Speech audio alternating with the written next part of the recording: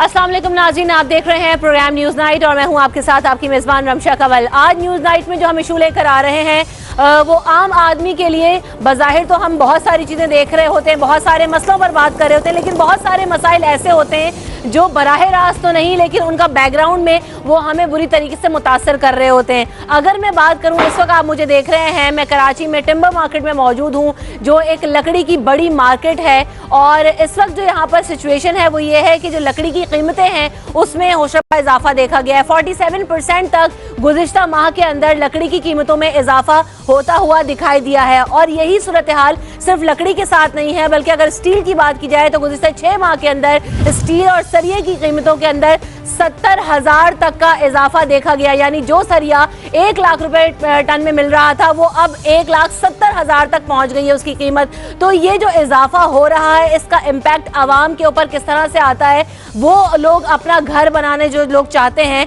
वो किस तरह से बनाएं, और दीगर चीज़ों में जो सरिया और लकड़ी इस्तेमाल हो रही है उनकी कीमतों में भी इजाफा होता हुआ नजर आ रहा है। कोविड की सूरत हाल की वजह से लकड़ी की कीमतों में चूंकि इम्पोर्ट एक्सपोर्ट के मसाइल आप सबको मालूम ही है, हम बारहा उन पर गुफ्तगू भी कर चुके हैं, तो उसकी वजह से एक इम्पैक्ट ज़रूर आता है। लेकिन क्या हमारे जो रिसोर्सेज हैं हम उनको भरपूर तरीके से इस्तेमाल कर रहे हैं, ये भी एक सवाल आज हम उठाएंगे। टिम्बर मार्केट एसोसिएशन के सदर को भी शामिल करेंगे और आवाम से भी जानने की कोशिश करेंगे कि वज़ीर आज़म इमरान खान साहब ने नया पाकिस्तान हाउसिंग स्कीम तो मुतारिफ करा दी और लोगों को घर बनाने का भी कह दिया, लेकिन अब ये घर इतनी महंगाई में एक मिडिल क्लास, एक lower middle class, even upper middle class अपना घर क्या बनाना अफोर्ड कर सकती है, क्योंकि जो कॉस्ट है उसमें इजाफा होता जा रहा है। जो रॉ मटेरियल है उसके प्राइसेस जो हैं वो दिनों के हिसाब से, महीनों के हिसाब से बढ़ रहे हैं। तो ऐसे हालात में आम आदमी के लिए एक घर अफोर्ड करना कितना मुश्किल है, आम आदमी से भी जानेंगे। तो आइए मेरे साथ।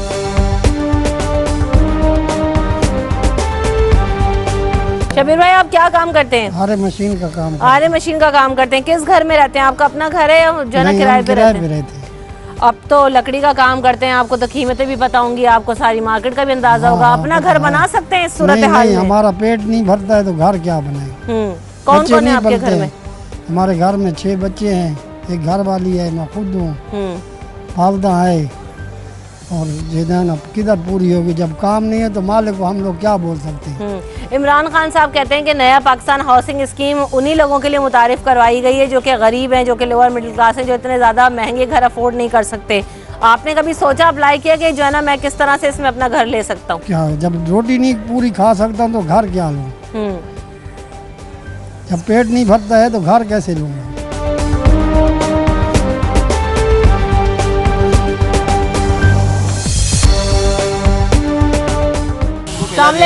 पेला दे दे। कोई बात नहीं, लकड़ी इतनी महंगी है, सरिया इतना महंगा है, आवाम इतनी महंगाई से वैसे ही परेशान है। इमरान खान साहब कहते हैं नया हाउसिंग स्कीम ले आए। आपको लगता है इस सूरत हाल में घर बनाना इतना आसान है? आसान नहीं है। आप किस घर में रहते हैं? हम किराए के घर में रहते हैं। किराए का अपना घर बनाना हो, कभी सोचते हैं कैसे बनाएंगे? कैसे नहीं कर सकते। तो ये जो कीमतें बढ़ती जा रही हैं, क्या कहना चाहेंगे इमरान खान साहब को? स्कीम तो आ जाती है लेकिन आम आदमी उससे फ़ायदा नहीं उठा पाता, क्या कहेंगे? तो अमल करना चाहिए इसको, अमल करना, इस पर अमल करें। क्या कर सकते, 2 दिन हो गए हमारी गाड़ी खड़ी हुई ऐसे ही के ऐसे ही। अभी भी हम काम के आश्रय में बैठे हुए, कोई अल्लाह पाक रोजी बेच देवे तो चले जाते, नहीं तो खाली चले जाते। 2-3 दिन से खाली होते, कभी एक हफ्ते में 1 भाड़ा लगता है या 2 लगते।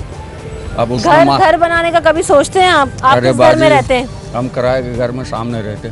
अच्छा, ये सामने जो घर है, इसके तो कभी अपना घर बनाने का सोचा है? सोचा है तो बाजी अपने क्या बोलते हैं, बीसियाँ भरते, बीसी भर के कुछ करते, तो फिर वो मटेरियल उसकी महंगी हो जाती है। जहाँ 8 लाख का सोचते हैं वहाँ 15 लाख हो जाते, कुछ भी नहीं कर सकते। फिर वही हम कर्जा लेना पड़ता है, कर्जा लेके फिर वो सर वाले कर्जे वाले ऊपर खड़े होते कि हमारे पैसे दो। इससे मुनासिब थोड़ी और बीसियाँ भर लेते, बीसियाँ भर के अपना घर बनाने की करते बाजी। ये रिजक है, इसमें रोज़ कमाते। एक दिन काम होता है तो 2 दिन खाली जाते। अभी हफ्ते से हमारी गाड़ी खड़ी हुई है, कोई भाड़े का आसरा नहीं। बिल्कुल, बहुत दुरुस्त बात की कि आम आदमी, गरीब आदमी बड़े पैसे जमा करता है, बीसियाँ डालते हैं। अगर एस्टिमेट लगा के 15 लाख में सोचते हैं तो वो कहीं से कहीं एस्टिमेट पहुँच के, क्योंकि रॉ मटेरियल महंगा हो जाता है तो उसकी कीमत कहीं से कहीं पहुँच जाती है। तो ये एक सबसे बड़ा मसला है आम लोगों के लिए कि अपना घर कैसे बनाएं। कुछ और लोग भी यहाँ पर मौजूद हैं हमारे साथ, उनसे भी बात कर। अस्सलाम वालेकुम सर, कैसे हैं आप? ठीक हैं? सर ये जो अभी लेबर से भी बात हुई, वैसे ओवरऑल मार्केट में अगर हम घूमते हैं तो काम में कोई तेजी दिखाई नहीं दे रही, काम बहुत स्लो है, क्या वजह है इसकी? आपके सामने ये सारी सिचुएशन काम की क्या है। समझे, काम ना होने की सबसे बड़ी वजह महंगाई बहुत ज़्यादा, यहाँ लकड़ी के रेट बहुत ज़्यादा ऊपर हुए हुए हैं, और सबसे बड़ी वजह डॉलर की है। डॉलर दिन ब दिन ऊपर की तरफ है, और काम ना होने की वजह भी यही है। अस्सलाम वालेकुम, आप मेरे साथ साबिर साहब मौजूद हैं जो कि नायब सदर हैं टिम्बर मार्केट एसोसिएशन के, उनसे भी बात करते हैं। साबिर साहब, जो सूरत हाल हमने देखी है, सदर साहब से भी बात की, तो ये जो सूरत हाल है, हर चीज़ की कीमतों में इजाफा हो रहा है, लकड़ी महंगी, सरिया महंगा, सीमेंट महंगा, आम आदमी तो अपना घर बनाना अफोर्ड नहीं कर सकता, काम मुझे बहुत स्लो दिखाई दे रहा है मार्केट में, ऐसा ही है इतने दिनों से? बिस्मिल्लाहिर्रहमानिर्रहीम, आपकी बात बिल्कुल सही है, क्योंकि इतनी महंगाई हो गई है कि हमें खुद भी शर्म आती है किसी को प्राइस देते हुए। सबसे बड़ी चीज़ है कि दिन ब दिन आज एक प्राइस होती है इसकी कंटेनर की फ्रेट की, सुबह देखो तो $500 के बड़े। हम अगर किसी को आज प्राइस देते हैं, कल जब प्राइस देने जाते हैं तो हम खुद भी शर्मिंदा होते हैं उनके सामने। अब लोगों को घर बनाना एक ख्वाब हो गया है बनाने के लिए, लेकिन मुस्तकबिल के लिए देखते हैं। हर एक आदमी कहता है कि कल आने वाला दिन बेहतर होगा, और इसी पे हम जी रहे हैं, अल्लाह बेहतर करे। अब किसी लेबर ने बड़ी अच्छी बात की कि हम इस किराए के घर में रहते हैं, आपने सवाल पूछा कि कैसे अपना घर बनाओगे, कहता है बीसियाँ डालता हूँ, 5 लाख 8 लाख का एस्टिमेट लगाता हूँ, जब घर बनाने खड़ा होता हूँ तो 15 लाख पे कहानी पहुँच जाती है। वाकई ऐसे हालात में कैसे है आम आदमी? इमरान खान साहब कहते हैं कि नया हाउसिंग स्कीम दे दिए, नया पाकिस्तान, लगता है आपको लोग बना सकते हैं अपना घर? नहीं, वो बना के देंगे, फिक्र नहीं करें। जो क्या नाम है 1 करोड़ घर का बोला है उन्होंने, वो प्रोसेस चल रहा है, लेकिन हम भी देख रहे हैं, लेकिन हो जाएगा। लेकिन वही वाली बात है, जब वो एक बंदा साइकिल ले रहा था 800 रुपये की थी, जब उसके पास 200 रुपये कम हुए, करते करते आखिर में उसने हिम्मत हार गई, बोला मैंने साइकिल नहीं लेनी। तो यहाँ पर भी है, लेकिन हमें 2 साल ज़रा मुश्किल है। इंशाअल्लाह ताला 2 साल के बाद आप मुल्क को तब्दील करते हुए देखेंगे। अल्लाह करे कि तब्दीली आए और बहुत बेहतर हालात में आवाम के हक में बेहतर आए। लेकिन ये है कि अभी जो सूरत हाल है, लोग बहुत ज़्यादा परेशान है, अपना घर अफोर्ड करना हर किसी के बस की बात नहीं है। हम यहाँ पर ब्रेक लेते हैं, ब्रेक के बाद आगे चलेंगे और आपको जो सरिये की सूरत हाल है वो भी दिखाएंगे, सीमेंट की सूरत हाल है, उसकी कीमतों में कितना इजाफा हुआ है, उस पर भी बात करेंगे। आफ्टर दिस ब्रेक हमारे साथ रहिए।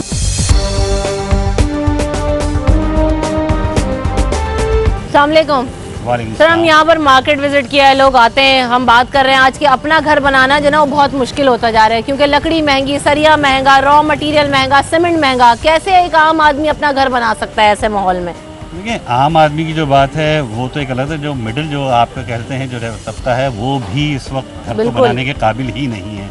वजह उसकी ये है कि अगर आप 1 साल पीछे चले जाएं और आज दे जाएं, तो प्राइसेस जो अगर आप देखें तो डेली बेसिस के ऊपर आपकी जो प्राइसेस हैं वो इंक्रीज होती चली जा रही हैं। जो लकड़ी पहले अगर सबसे सस्ती लकड़ी पड़तल हुआ करती थी, जो 1400 रुपये में 1200 रुपये में मिलती थी, आज वही लकड़ी 2500 और 3000 रुपये फुट पे चली गई है। ये नहीं कि क्या नाम है पाकिस्तान में प्रॉब्लम है, ज़्यादा कि इम्पोर्ट होती हैं, प्राइसेस बढ़ गए हैं, डॉलर का प्रॉब्लम है, डॉलर आपका ठहर के नहीं दे रहा, dollar day by day increase होता है। अगर आप उठाएं तो उसकी वजह से 100 रुपये फुट, 150 रुपये फुट फ़र्क आ जाता है प्राइस के अंदर। तो बात यह है कि महंगाई जो है उसके वजह से कि आम आदमी की ज़िंदगी जो है, ठीक है, जो लग्जरीज में चले जाते हैं वो कितने 20% लोग हैं ना, कि जो कि हैं, उनके लिए तो कोई प्रॉब्लम नहीं है। बर्माटिक 4000 रुपये फुट थी, बर्माटिक 4000 रुपये फुट थी, जब वो लेते आज 24,000 रुपये फुट है, वो लेते हैं। उनकी सेहत पे कोई असर नहीं है। मगर जो एक आम आदमी है, जो 80% आबादी जो ज़िंदगी की हदों से नीचे गुजर रहे हैं या मिडिल तबका है, वो अपना घर किस तरह बनाए।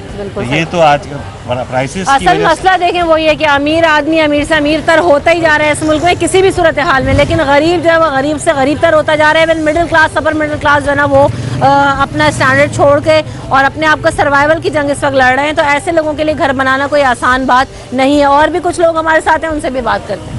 तो ये बताएं कि आप किस घर में रहते हैं, किराए के घर में या आपका अपना घर है? किराए के घर में। अच्छा, कभी घर बनाने का सोचते हैं? जाहिर सी बात है, इंसान जॉब करते हैं, अपने घर वालों को एक छत देना चाहता है। बिल्कुल बिल्कुल। असल में मसला ये है, आजकल आपके सामने महंगाई इतनी हो गई है, बंदा अगर बनाना भी चाहे तो नहीं बना पाता, क्योंकि सैलरीज जो है वो मुश्किल से 15 डेज ही होते हैं, वो ख़त्म हो जाती है, बंदा अपना नहीं कर पाता, वो घर आगे कैसे बनाएगा। अच्छा, रॉ मटेरियल बहुत महंगा है। चलें, अभी मुझे तो जो अभी मजदूर थे उनकी बात जो है ना वो दिल को लग गई। उन्होंने कहा कि भाई मैं BC डालता हूँ, मैं पैसे जमा करता हूँ, जब मैं घर बनाने खड़ा होता हूँ उतना टारगेट लगा के, तो फिर कुछ महीने बाद वो चीज़ें रॉ मटेरियल इतना महंगा होता है, 8 लाख का एस्टिमेट 15 लाख पे पहुंच जाता है। बिल्कुल ऐसा ही है, लेकिन क्या कर सकते हैं, इन लोगों को भी आगे से महंगा आता है। अब हम लोग इनसे ख़रीदने जाते तो इनका यही होता है कि डॉलर महंगा हो गया, स्टेबल ही नहीं हो पा रही है एक चीज़। अब हम जो ये एक्सपेक्ट करते हैं कि इमरान खान कुछ जो है कमी आएगी, कुछ आएगी, लेकिन ये तो उल्टा जो है हम लोगों के लिए मसला पैदा होता शुरू हो गया है। समझ ही नहीं आ रहा है कि क्या होगा। एक आखिरी लीटर बचा था कि हमने बोला इसको भी हम ट्राई करके देख लेते हैं, बाकी तो नया पाकिस्तान हाउसिंग स्कीम से फायदा उठाने की किसी तरह से आपने कोशिश की कि अपना घर हो जाए? नहीं, बिल्कुल हम गए तो थे, मालूमात करी सब चीज़, लेकिन वही बात है, वो बोलते हैं कि इसके लिए कम से कम आपकी लाख रुपए सैलरी होनी चाहिए। सही है, और उसके बाद भी लाख रुपए आपकी सैलरी हो तो आपको मुश्किल से 20 लाख रुपए का आपको लोन दे रहा है, और 20 लाख रुपए में आप बताएं कहाँ पे घर बनता है? 20 लाख रुपए में तो जमीन मिल जाए आजकल बहुत मुश्किल बात है। बिल्कुल। और दूसरी बात ये कि जो हमारे यहाँ वेजेस हैं, जो तनख्वाह है वो 1 लाख रुपए, ये स्टैंडर्ड नहीं है। हमारे यहाँ तो लोग 30,000, 25,000, 35,000 इतने रुपए में काम कर रहे हैं, तो ऐसे लोग आम आदमी कैसे अपना घर बना सकते हैं? वही चीज़ समझ नहीं आ रही है। बैंक में जाएं तो वो बोलते हैं अपना जो है 6 महीने का स्टेटमेंट दिखाएं, जो अभी जो नया पाकिस्तान स्कीम आई है, लेकिन अब वही बात है कि अब हम बैंक जा रहे हैं, सब कुछ कर रहे हैं, लेकिन बस ये जो है बोलते हैं ना, अमीर अमीर होता जा रहा है, गरीब जो है और गरीब होता जा रहा है। बिल्कुल। और बात यही कि देखें, बोलने में तो ये चीज़ें बहुत अच्छी और आसान लगती हैं कि हम इतने लाख घर बनाएंगे और इतने लोगों को रोज़गार देंगे, घर मिलेंगे, लेकिन उसके पीछे मैकेनिज्म क्या है, तरीक़ाकार क्या है, वो भी आम आदमी के लिए वो तरीक़ाकार भी अफोर्डेबल नहीं है। मैं यहाँ पर ब्रेक लेती हूँ, ब्रेक के बाद कुछ आपके सामने ऑफिशियल वर्जन्स लेकर आएंगे। टिम्बर मार्केट एसोसिएशन के जो सदर हैं उनको भी शामिल गुफ्तगू करेंगे कि प्राइसेस क्या हैं, कितना डिफरेंस आया और क्या आगे आने वाले दिनों में प्राइसेस स्टेबल होंगे। ब्रेक के बाद हाजिर होंगे।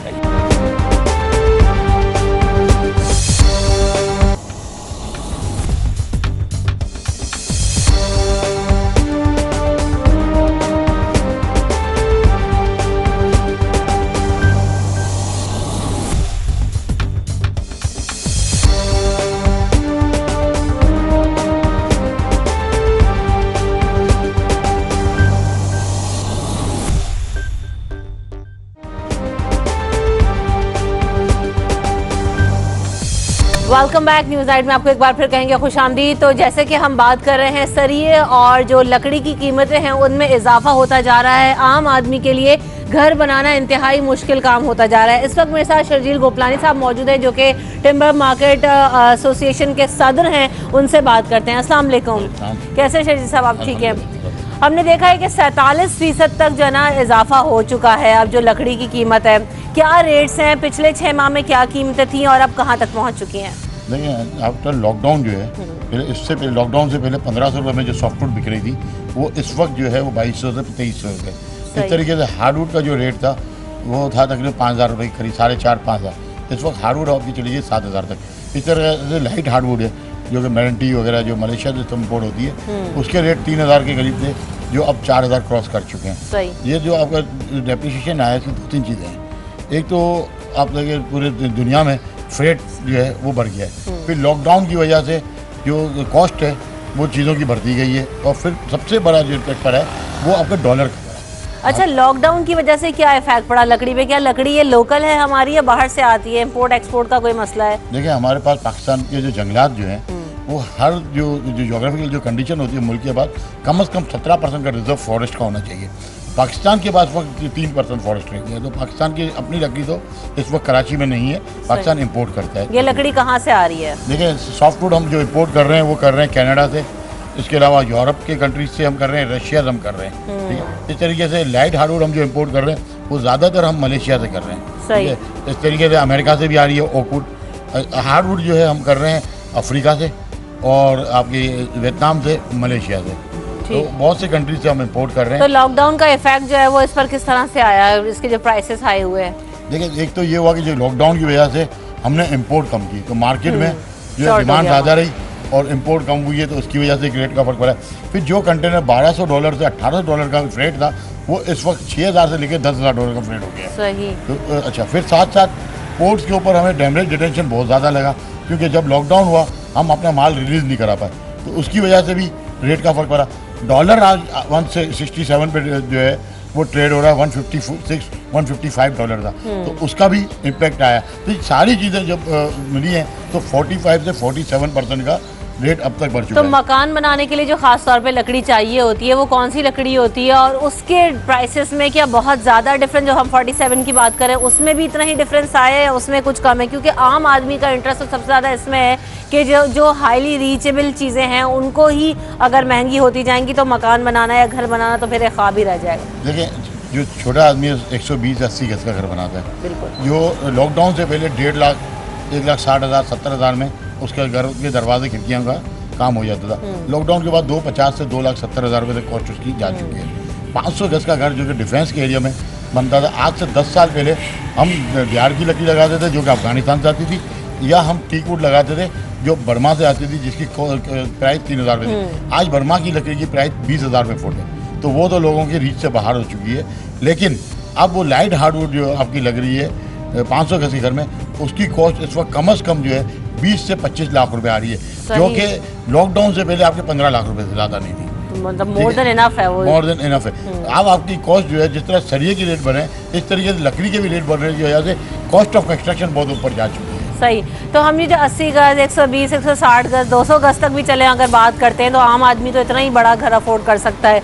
तो इसमें जो अब लकड़ी के दरवाजे या किचन में लोग काम करवाते हैं तो उसकी कॉस्ट अब कहाँ तक पहुँच चुकी है और पहले उसकी कॉस्ट कितनी थी? देखिए, 200 गज के घर पे तकरीबन 5 लाख के करीब अब लकड़ी लग जाती है। लेकिन ये भी मैं बताऊं कि बहुत ही लो क्वालिटी की बर्तन, जिसकी लाइफ बहुत ज़्यादा, आप समझ लें 20 से 25 साल है। टीक वुड की लाइफ 50 साल से ऊपर थी, बर्मा टी की लाइफ 200 साल से ऊपर है। तो अब एक तो उनकी लाइफ भी कम हो गई और कॉस्ट भी आपके ऊपर जा चुकी है। यही जो है आपके 2 साल पहले लकड़ी जो हमारी लकड़ी थी बर्तन की, वो आपको समझे कि 3 लाख में 200 गज का काम हो जाता है। अच्छा, हम ये भी देखते हैं कि ज़्यादातर जो किचन वगैरह का काम है वो तो सारा एक्रेलिक्स और बाकी दीगर जो शीट्स वगैरह होती हैं उस पर भी शिफ्ट हो गया है, तो उसकी वजह से भी यकीनी तौर पर क्या उसमें भी लकड़ी ही उतनी इस्तेमाल होती है? उसमें कौन सा मटेरियल इस्तेमाल होता है? देखिए, जो आपका पार्टिकल बोर्ड है, चिप बोर्ड हो गया या MDF है, MDF तो बेसिकली पूरी दुनिया में रबर वुड से बनता है। लेकिन पाकिस्तान में जो हमारे पास जो छोटे छोटे जंगलात हैं उससे लकड़ी काट के, मैंग्रोव के जो जंगलात काटे जा रहे हैं उसको क्रश करके बनाया जा रहा है, या जो बाकी जो जंगलात की लकड़ी निकल रही है पतली, उससे जो है इसको क्रश करके वो चीज़ें बनाई जा रही हैं। उसकी कॉस्ट भी ये ऊपर गई है। इस वक्त चिपबोर्ड के रेट भी जो है पहले से 20-22% ऊपर जा चुके हैं। MDF का रेट जा चुका है। एक्रिलिक जो है उसका रेट भी ऊपर गया, क्योंकि पेट्रोलियम की मसनूआत भी आपके ऊपर जा रही, केमिकल उसमें भी इस्तेमाल हो रहा है। तो ओवरऑल हर जगह फ़र्क है। तो फर्नीचर बनाने में जो लकड़ी इस्तेमाल होती है उसमें भी डिफरेंस आया है या वो पाकिस्तान में ही मौजूद होती है, उसे भी इम्पोर्ट करते हैं? क्योंकि हमने तो जो सुना है वो चिन्यूड का फर्नीचर बहुत ज़्यादा मशहूर है, उसके अलावा जो देसी लकड़ी यहाँ पर मौजूद होती है जो कार्डबोर्ड वगैरह इस्तेमाल करके बनाते हैं, तो उसमें भी डिफरेंस आया है, फर्नीचर महंगा हुआ है? देखिए, चिन्यूड की लकड़ी हमारी कार्विंग वगैरह जो इस्तेमाल होती है वो होती है शीशम। टाली हमारी दुनिया की बेहतरीन हमारे पास लकड़ी होती थी, अब वो हमारी थी। अब बेसिकली इसकी वजह ये है कि हम नहर के किनारे ये लकड़ी लगती थी और उसकी क्वालिटी बहुत खूबसूरत बेहतरीन होती थी। वो नहर के किनारे तमाम जो दरख्त काट के वो ख़त्म कर दिए गए और हम रिप्लांटेशन पे नहीं गए। एक्चुअल वह है कि हमारे यहाँ जो सिस्टम है जंगलात का, उसमें करप्शन इतनी है कि लकड़ी काटने के बाद उसकी जड़ भी जला दी जाती है। अगर आप वैसे लकड़ी काटें और जड़ नहीं जलाए दोबारा दरख्त खड़ा हो सकता है।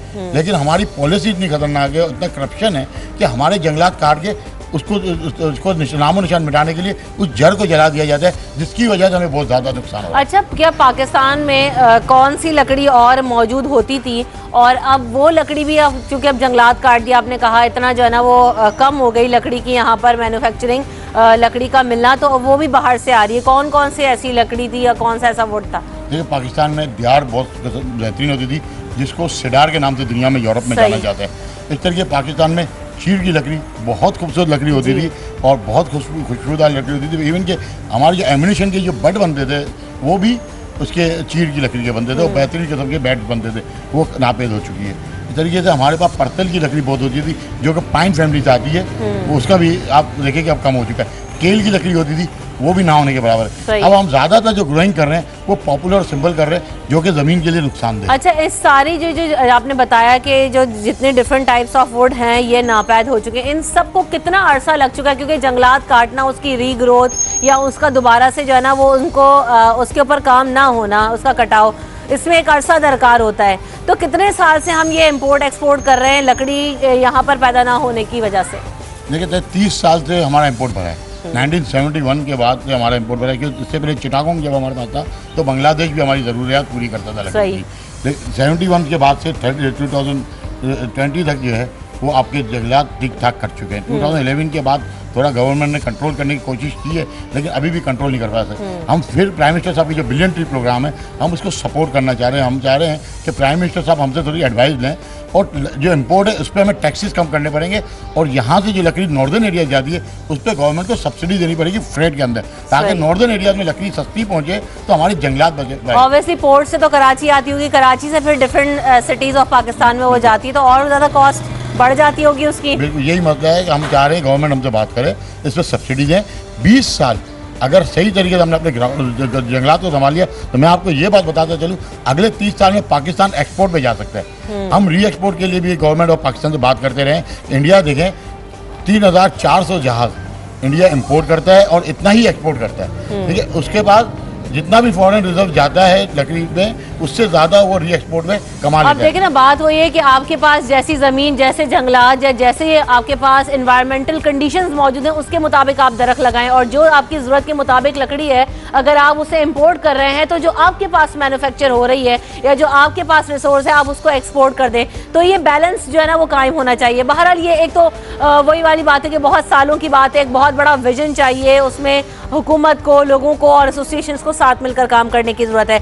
इस वक्त जो है वो प्राइस कंट्रोल कब तक आपको होता हुआ नज़र आता है, या आगे जाके मजीद प्राइसेस महंगे ही होते नज़र आ रहे हैं? मुझे तो अभी प्राइस कंट्रोल होते हुए नज़र नहीं आ रहा, क्योंकि आपका जो फ्लक्चुएशन डॉलर का चल रहा है, पहले आपको डॉलर रोकना पड़ेगा, साथ साथ आपको जो है सेल टैक्स को जो है सिंगल डिजिट पे लाना पड़ेगा ताकि टैक्स कम हो, साथ साथ आपको उसकी मॉनिटरिंग करनी पड़ेगी जंगलात की। आपका जो है प्लान लंबा है, लेकिन इस पर अगर आप फ्यूचर को देखें तो अगले 30 साल के अंदर आप बहुत आगे जा सकते हैं। इस फील्ड में आप टेक्सटाइल पे तो आप काम कर रहे हैं, आप IT पे काम कर रहे हैं, इस पे भी काम करें। इस प्रोजेक्ट में अरबों डॉलर जो है वो आपको इन्वेस्टर मिल सकता है। हम टिम्बर वाले जो है खुद अपना पैसा लगा सकते हैं। तो वेरी शॉर्टली, ये कोविड की सिचुएशन है, लॉकडाउन की सिचुएशन, अब कुछ हद तक रिलीफ होता हुआ नजर आ रहा है, तो क्या जो इंपोर्ट एक्सपोर्ट के मामलात हैं और इसमें रिलीफ होने से अब कुछ प्राइस में कमी आएगी? अगर 6 महीने तक लॉकडाउन नहीं हो और गवर्नमेंट हमें तंग नहीं करे, जुर्माने ना लगाएं, तो अगले 6 माह में जाके कुछ ना कुछ चीज़ें कंट्रोल हो सकती हैं। बिल्कुल, तो ये बहुत शुक्रिया आपने सर वक्त दिया, और बहुत ही हमने सराहनीय गुफ्तगू भी की कि अगर प्राइस कंट्रोल करना है तो हुकूमत को एसोसिएशंस के साथ मिलके काम करना होगा। बात वही आती है कि हम उस किसी भी मसले को हल करने के लिए उसकी रूट तक जाना बहुत ज़रूरी है। हमारे यहाँ जंगलात नहीं है, जो जंगलात हैं उनका कटाव हो गया, उसके बाद उनको रीग्रोथ उनकी नहीं हुई। बहरहाल अब इमरान खान साहब ने एक इनिशिएटिव तो लिया है, अब वही वाली बात है कि इस पर कब तक काम होता है। 5 साल बाद एक दूसरी हुकूमत आती है या यही हुकूमत रहती है, किस तरह से इसको आगे लेके चलते हैं, तो ही वुड प्राइस को जो है वो किसी हद तक स्टेबल किया जा सकता है। कमी होती तो बहुत ही मुश्किल इस मुल्क में किसी भी चीज़ में नजर आती है। Will take a short break here, उसके बाद आपसे मुलाकात होगी न्यूज़ नाइट में।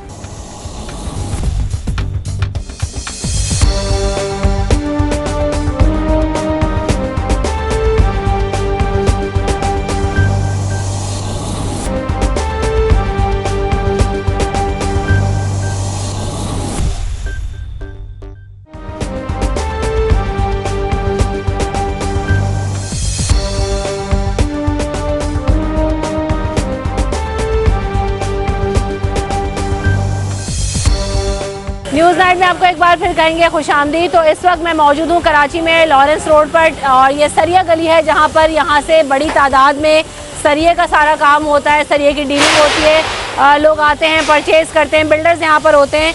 तो इस वक्त हम यहाँ पर जानने की कोशिश करेंगे जो सरिये की कीमत में गुज़िश्ता 6 माह के अंदर 70,000 तक का इजाफा देखा गया है इसके प्राइस के अंदर, तो ये इजाफा किस तरह से लोगों को इफेक्ट कर रहा है और किस तरह से इसको स्टेबल किया जा सकता है।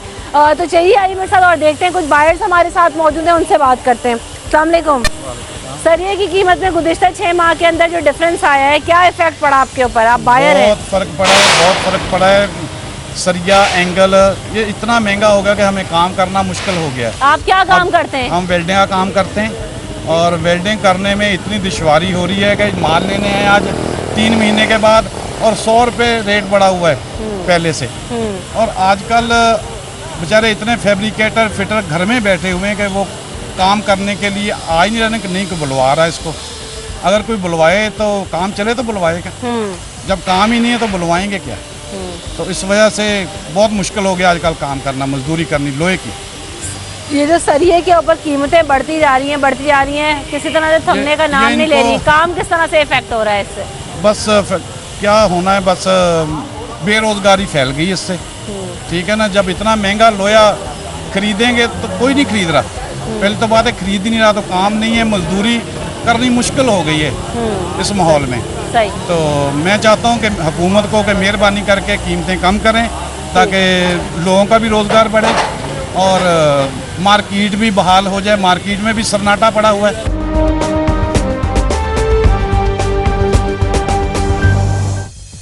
4,000 रुपये कर्जा भर चुका, दाने का पैसा डाला तो नहीं देगा, माल महंगा, हम लोग किधर जाए? सही बात है, गरीब आवाम किधर जा रहे हैं? हम लोग मजदूर आदमी है, रोज के कमाने वाले हैं, काम धंधा नहीं है कोई, हम लोगों के लिए कुछ आप करें। किस घर में रहते हैं? आपका अपना घर है? घर बनाने का सोचें तो बना सकते हैं। हाँ, घर हमारा किराए का घर है, किराए का घर है और तनख्वाह सैलरी भी कम है हमारी। अपना घर बनाने का सोचें तो बना सकते हैं इन हालात में? इतना महंगा है हर चीज। कहाँ बना सकते हैं? तो पेट पाले या घर बनाओ हम लोग। घर भी किराए का, सैलरी भी कम है हमारी, थोड़ी है। कुछ मेहरबानी करें आप। अस्सलामुअलैकुम। हम सरिये की बढ़ती हुई कीमतों में बात कर रहे हैं। गुज़िश्ता 6 माह के अंदर 70,000 तक का इजाफा देखा गया सरिये की कीमत के अंदर। ये जो बढ़ता जा रहा है, मार्केट में मैं सन्नाटा देख रही हूँ। आप एज अ बायर कैसे देख रहे हैं इस सूरत हाल को? पहले जो चीज़ हम लोग ने 120 रुपये केजी ख़रीदी थी, आज वो 170-180 रुपये केजी है। इसी तरीके से हर चीज़ के अंदर जो चीज़ हमने 200 रुपये केजी ख़रीदी, आज वो हमें 230-240 रुपये केजी मिल रहे हैं। तो इस तरीके से रेट बढ़ रहे हैं तो फिर मार्केट में तो इफ़ेक्ट पड़ेगा, काम स्लो हो जाएगा। इतनी महंगाई, फिर उस हिसाब से लेबर को काम भी नहीं मिलेगा। सही। ये जो कीमत है आप समझते हैं, क्योंकि अभी हम लोग देख रहे हैं कि कोविड की वजह से भी, लॉकडाउन की वजह से भी बहुत मामला ख़राब हुए, उस तरह से कंस्ट्रक्शन नहीं हुई, लोग इन्वेस्ट नहीं कर पाए। आगे आने वाले कुछ मंथ्स में अगर स्टेबल ना हुई हुकूमत में, तो प्राइसेस में, तो आपको नज़र आता है काम होता हुआ, बेहतरी नज़र आती है कंस्ट्रक्शन में? जिस तरीके से इमरान खान साहब का, हमारे प्राइम मिनिस्टर साहब का विज़न है कि अपना घर बनाएं, और इसके लिए तो ऐसे में अगर इस तरीके से ये लोकल मार्केट के अंदर ये सरिया और सारी चीज़ें इतनी महंगी होंगी तो फिर कैसे एक आम आदमी जो है वो अपना घर बनाएगा? उनका एक विज़न है, हर पाकिस्तानी का अपना घर हो, कोई किराए पे ना रहे। तो इस तरीके से अगर ये रेट बढ़ते रहेंगे और मार्केट कंट्रोल नहीं होंगे, प्राइस एटलीस्ट कंट्रोल में तो रहना चाहिए ना, कि जो चीज़ 3 महीने पहले जो प्राइस थे अभी भी वही प्राइस पे होना चाहिए। तो वरना तो इस तरीके से कंस्ट्रक्शन में, इंडस्ट्री में लगता नहीं कि बूम आएगा। और जिस तरीके से विजन है इमरान साहब, प्राइम मिनिस्टर साहब का। ठीक, बहुत शुक्रिया। अस्सलाम वालेकुम सर, हम आम आदमी की बात करते हैं, पाकिस्तान में नया हाउसिंग स्कीम की भी बात करते हैं खान साहब, लेकिन जिस हिसाब से स्टील महंगा हो रहा है, लकड़ी महंगी हो रही है, और चीज़ों में महंगाई हो रही है, क्या आप तसव्वुर कर सकते हैं अपना घर बनाने का? नहीं, कभी भी नहीं। तस्वुर क्या, याद ख्याल भी नहीं अपने दिल में ला सकते कि हम ऐसा कर लेंगे। आप किस घर में रहते हैं? हम रहते हैं 2 कमरे का मकान है। आपका अपना मकान है? हमारे वालिद साहब ने बनाया था वो। तो वही हम अपने बच्चों के लिए नहीं बना सके। यही बात मैं आपसे पूछना चाह रही थी कि हमारे वालिदैन ने, हमारे दादा ने, हमारे वालिदैन ने तो बना लिया, लेकिन क्या अब हम इस सिचुएशन में सोच सकते हैं, एक मिडिल क्लास, एक लोअर मिडिल क्लास? इस दौर में हम नहीं बना सकते, नहीं बना सकते। अब हम अपना गुजर बसर कर ले, वही काफ़ी है। घर आप अपना बना सकते हैं इस महंगाई में? नहीं, इस महंगाई में तो बस पेट पालना जो है ना वो मुश्किल हो गया है, तो घर क्या बनाएंगे अभी? हाँ, अभी महंगाई इतना बढ़ गया है कि हर चीज़ महंगा हो गया। कोई चलो एक चीज़ महंगा हो जाए तो बंदे का समझ में आता है। घर बनाने के लिए जाहिर सी बात है सरिया भी चाहिए, सीमेंट भी चाहिए, लकड़ी भी चाहिए, पैसा हर चीज़ के लिए चाहिए। सीमेंट के लिए पैसे चाहिए, रेती के लिए चाहिए, सरिया के लिए चाहिए, और सरिया तो इतना पॉइंट से ही दूर हो गया, तो फिर सीमेंट भी जो है वो भी पॉइंट से दूर हो गया। फिर पेट का जो पालने की चीज़ें हैं, मतलब वो घी हो गया, और क्या नाम है आपका, आटा हो गया, चीनी हो गया, दालें हो गया, सब चीज़ें जो है ना आसमान से बातें कर रहे हैं। तो हम किस तरह जो है ना घर कैसे बनाएंगे? अभी तो बस छापरे में रहना भी मुश्किल हो गया। बिल्कुल, सर्वाइवल की जंग है इस वक्त, तो लोग अपना जो गुजर बसर बहुत मुश्किल से कर रहे हैं, और लोगों के लिए घर बनाना तो बहुत ही आम हालात में बहुत ही मुश्किल नज़र आता है। आगे चलते हैं और सूरत हाल आपको दिखाते हैं। अब हम मौजूद हैं, जिस तरह से हमने आपको दिखाया कि सरिये की कीमतों में इजाफा हो रहा है, तो शमून बाकर अली साहब मेरे साथ इस वक्त मौजूद हैं, जो कि आयरन स्टील मर्चेंट एसोसिएशन के प्रेसिडेंट हैं। Welcome to the show sir. बंद करवा दे। शमून साहब, जिस तरह से हमने देखा कि गुज़िश्ता 6 माह के अंदर 70,000 तक इजाफा हुआ है जो प्राइसेस हैं स्टील के, तो इस तरह से अगर यही रेट बढ़ते रहेंगे, ऑलरेडी मुझे मार्केट बहुत स्लो दिखाई दे रही है, कितना इफेक्ट आ रहा है इंडस्ट्री के ऊपर? देखिए, डिफ़िकल्टी ये, अभी थोड़ी देर पहले और प्रोग्राम पे भी यही बात हो रही थी ये सारा प्रेशर जो है ना इन्फ्लेशन के ऊपर जा रहा है। प्राइम मिनिस्टर का विजन जो है कि इतने लाख घर हमने बना के देने हैं, इस वक्त की जिस तरीके से मार्केट वॉलेटाइल हो रही है, इस वक्त वो कोई विजन पॉसिबल नहीं है। बेसिक इशू ये है कि जो यहाँ पे 2, 4, 5 लार्ज स्टील मैन्युफैक्चरर्स हैं, जो हमको अपने आप को बड़े मैन्युफैक्चरर्स कह के और प्राइसेस के मैनिपुलेट कर रहे हैं। आज अगर हमारी आइटम्स के ऊपर anti dumping duty, regulatory duties, ये ड्यूटीज़ अगर ख़त्म करवा दी जाएँ तो हम डेफिनेटली प्राइम मिनिस्टर का जो विज़न है कि इतने लाख घर बनाने हैं, उसके ऊपर वो काम हो सकता है। लेकिन हमारी अगर पाकिस्तान में लोहे की कीमतें बहुत ज़्यादा हैं, ठीक है, हम मानते हैं इन्फ्लेशन प्रेशर है, डॉलर ऊपर चला गया है, वो सब अपनी जगह के ऊपर है। लेकिन अगर कोई ऐसी सिचुएशन दी जाए कि जी इसके ऊपर अगर बाहर से, चाइना से, दूसरे ममालिक से सरिया इंपोर्ट किया जाए और उसके ऊपर ड्यूटी एंड टैक्सेस कम किए जाएँ, तो डेफिनेटली हम इस चीज़ को लेकर चल सकते हैं। इसमें 2 मिनट आपके और भी लूँगा। अच्छा, मुझे बता, स्टेबलाइज कैसे हो सकते हैं प्राइसेस? प्राइस स्टेबिलिटी का एक ही रीज़न है कि आप डिमांड एंड सप्लाई को मॉनिटर करें। इस वक्त डिमांड है लेकिन प्राइस सप्लाई कम है। सप्लाई क्यों कम है कि जो है वो रॉ मटेरियल की इनपुट कॉस्ट ज़्यादा हो गई है, बाहर से हम इंपोर्ट नहीं कर सक रहे। हमारे लोकल मैन्युफैक्चरर्स जो हैं उन्होंने काम को मोनोपोलाइज किया हुआ है।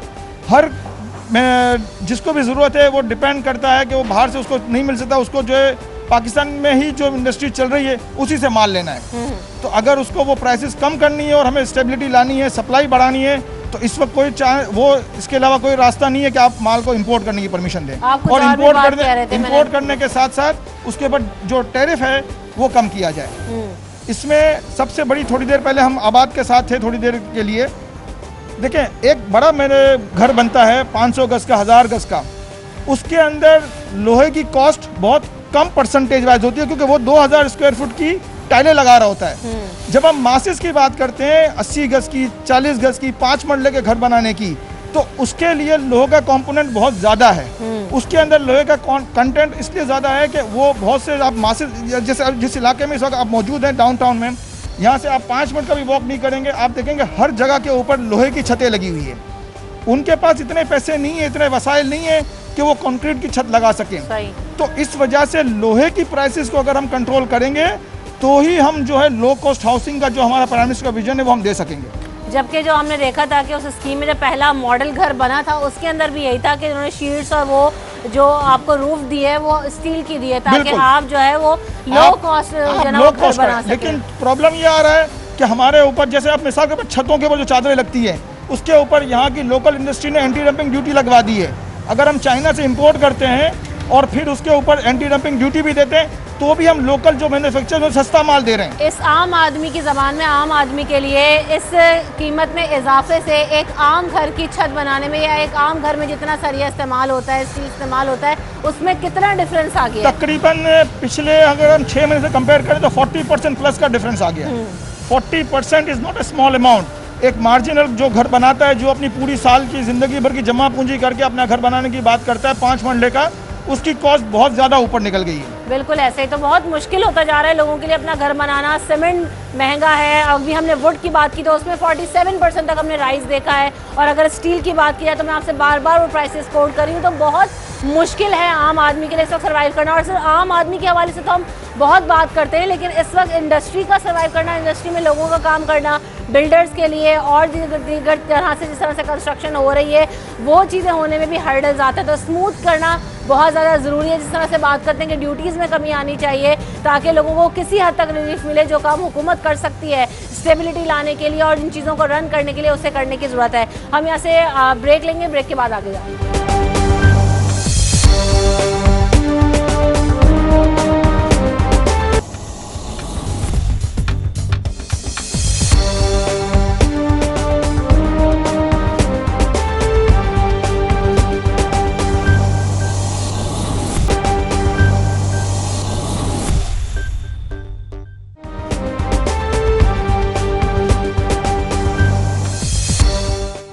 न्यूज़ नाइट विद रमशा कमल में आपको एक बार फिर कहेंगे खुशामदीद। तो बात हम कर रहे हैं कि जो लकड़ी की कीमत है उसमें इजाफा हुआ है, स्टील महंगा हो रहा है, और वज़ीर आज़म इमरान खान साहब जो सस्ता हाउसिंग स्कीम है उसके मुतारिफ कराने की जब उन्होंने बात की थी तो आम लोगों को अपना घर देना ये मिशन था। तो ऐसे में जब महंगाई बढ़ती जा रही है, चीज़ें बढ़ती जा रही हैं, बिल्डर्स को भी मुश्किलात का सामना है, आम आवाम तो गुर्बत की चक्की में वैसे ही पिस रहे हैं, अपने जो मकान का अब तो ख्वाब देखना भी जो है ना वो शायद मुश्किल होता नज़र आ रहा है। इस वक्त मेरे साथ आसिफ समसम साहब मौजूद हैं जो कि फॉर्मर चेयरमैन ऑफ आबाद हैं और साथ साथ FPCCI में जो है वो रियल इस्टेट के हेड भी हैं उस कमेटी के।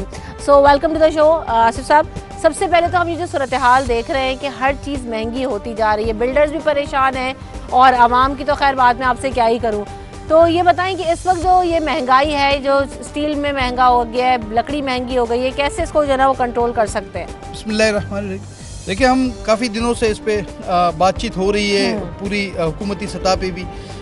मैं ये समझता हूँ, इन शॉर्ट में आपको बता दूँ कि ये जो कार्टेलाइजेशन है, ये जो माफिया है, अगर आप इनको कंपटीशन नहीं देंगे तो मैं नहीं समझता कि गाड़ी 10 लाख ऑन में अगर बिक रही है तो जब तक रियल प्राइस की गाड़ी मैं नहीं ऑफर करूंगा वो ऑन नहीं ख़त्म हो सकती। चाहे हुकूमत उनसे मिन्नतें कर ले या हम प्रोग्राम कर लें या आबाद FPCCI या चैम्बर, कंपटीशन हमको देना होगा। आपको फ्रीली इंपोर्ट अलाउ करनी होगी। जो हमारे बिल्डर्स एंड डेवलपर्स हैं, इवन हुकूमत, देखिए सबसे बड़ा सरिये और सीमेंट का जो बायर है वो हुकूमत खुद है। फिर बात करते हैं हम, जो गरीब आदमी है जो 80 घर 60 घर का घर बनाता है, सरिया वो भी परचेज करता है। सिर्फ ये एक इंडस्ट्री की बात नहीं हो रही, ये ऑल ओवर पाकिस्तान में एक रिहाइश की बात हो रही है। जो लो कास्ट हाउसिंग की उन्होंने बात की, एक साल जिस दिन से उन्होंने अनाउंस किया 57% से ज़्यादा इंक्रीज कर गया सरिया। और बात जब हमने शुरू में ये उनसे बात की तो वो कहने लगे कि कोविड की वजह से शिप बंद है, वो फ्रेट चार्जेस बढ़ गए। हम समझते हैं ठीक है, जायज़ बात थी, लेकिन आप अगर नॉमिनल प्रॉफिट पे काम नहीं करना चाहते, देखें अभी लोकल इंडस्ट्री को सपोर्ट करने के लिए मैं समझता हूँ पूरे पाकिस्तान की दुनिया में पॉलिसी होती है कि इंडस्ट्री को बचाना है, लेकिन मैन्युफैक्चरर और जो प्रोसेसिंग इंडस्ट्री है उसमें फ़र्क है। यहाँ पे तो ये खुद इंपोर्ट करते हैं रॉ मटेरियल, ये कोई यहाँ पे जनरेट तो करते नहीं है कि स्टील मिलती है उसको बंद करा दे गया। अच्छा, हुकूमत ने कंस्ट्रक्शन सेक्टर्स को जो ना बड़े फेवर्स दिया, कहा कि यहाँ से अगर हमें जो ना हम इसको रोकेंगे या इसको बंद करेंगे, इसको फेवर नहीं करेंगे तो हमारा आगे सर्वाइवल मुश्किल होगा। तो कंस्ट्रक्शन सेक्टर को, बिल्डर्स को सपोर्ट करना बहुत ज़्यादा ज़रूरी है। एक तो रिहाइश वाला भी पहलू है और फिर ये बिजनेस वाला भी पहलू है। देखें, ये थोड़ा सा मैं आपसे इख्तलाफ करूंगा, बिल्डर्स की सपोर्ट नहीं है। ये जब बात करते हैं कंस्ट्रक्शन सेक्टर की तो ये ऑल ओवर पूरी दुनिया में हमेशा प्राइम सेक्टर होता है।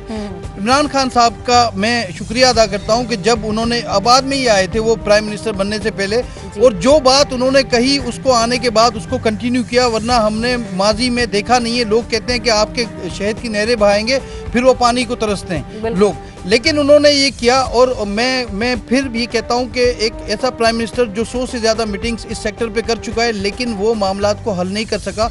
दो चीज़ें मिक्स हैं, एक तो वो ब्यूरोक्रेसी है जो उनको चलने नहीं देती। जो उन्होंने सोचा कि लो कास्ट हाउसिंग और उसको अप्रूवल में जो टाइम फैक्टर है उसको कट डाउन करेंगे, सिंध में आज तक हम कट डाउन नहीं कर सके। जब पैकेज आया तो हमने इमरान खान साहब को, कराची चैम्बर में मैं उस वक्त चेयरमैन था इसी सेक्टर का, तो मैंने उनको लिखा था कि आप तमाम स्टेक होल्डर्स को साथ ले लें, कराची चैम्बर को भी लें, FPCCI को लें, आबाद ऑन बोर्ड है, हमारी टीम है पूरी सारी। तो उससे क्या होगा कि एक मुत्तफ़िका, जब देखें अब कहाँ आके हम फंस गए रॉ मटेरियल पे।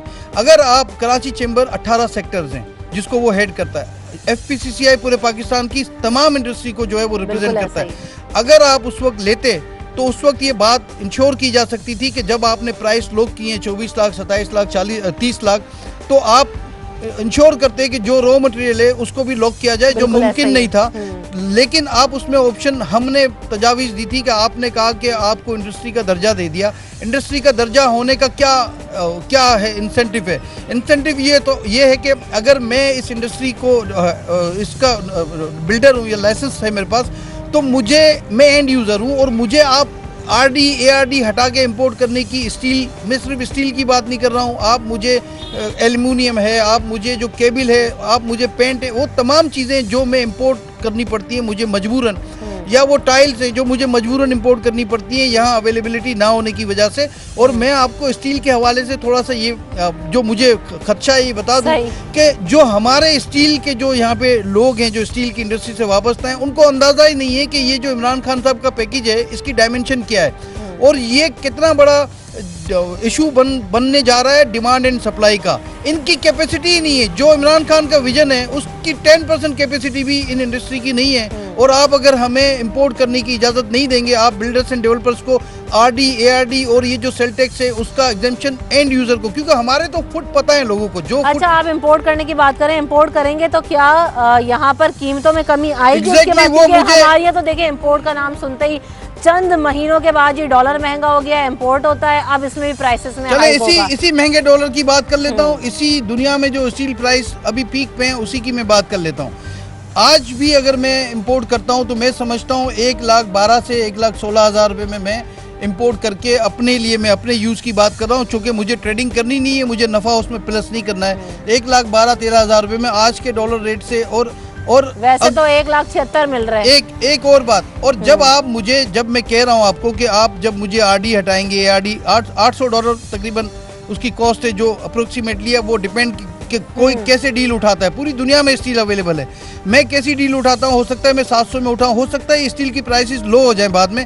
तो हम चलें, एक सजेशन मैं आप ही के चैनल से, मैं इमरान खान साहब से मैं कहना चाहूँगा, 1 साल के लिए आप ये 1 साल के लिए बिल्डर्स और डेवलपर्स, इवन हर उस बंदे को जो एंड यूज़र है उसको आप अलाउ करें कि वो इंपोर्ट करे, उस पर आरडी, एआरडी और सेल टैक्स वगैरह आप उसको छोड़ दें 1 साल के लिए, क्योंकि आपका जो विजन है वो फेल होने के लिए जा रहा है। आपने जो प्राइसेस लॉक किए हैं, क्योंकि आपकी भी मजबूरी है कि गरीब आदमी को कम से कम में ही देना है, तो गरीब आदमी कम से कम में जब लेगा, देखें 1600, 1800, 2000, 2200 के बाद हम 4,500 रुपये की पर स्क्वायर फीट कॉस्ट पे आ चुके हैं अभी। बिल्कुल आप खुद सोचें कि जो 4.5, ये मैं इसमें अभी ज़मीन की कीमत शामिल नहीं कर रहा हूँ, वो तो ऑब्वियसली ना। हाँ, मैं और फिर एडमिनिस्ट्रेशन कॉस्ट नहीं है, तो कैसे हम इसको जो है, अगर मैं चाहूँ कि मैं कुछ भी ना लूँ प्रॉफिट, तो भी मैं उस प्राइस में बिल्कुल ऐसे। तो जिस तरह से आसिफ साहब ने बात की है कि देखिए इंपोर्ट वाली बात कि अगर अलाउ कर भी दिया जाता है तो फिर देन अगेन, क्योंकि अभी हमने लकड़ी पे बात की, अब स्टील पे भी बात की, इंपोर्ट पे बात की, एक्सपोर्ट पे बात करते हैं कि हमने लकड़ी पे भी हमने एक्सपोर्ट करना तो खैर दूर की बात, हमारी तो पैदावार ही नहीं है। स्टील में भी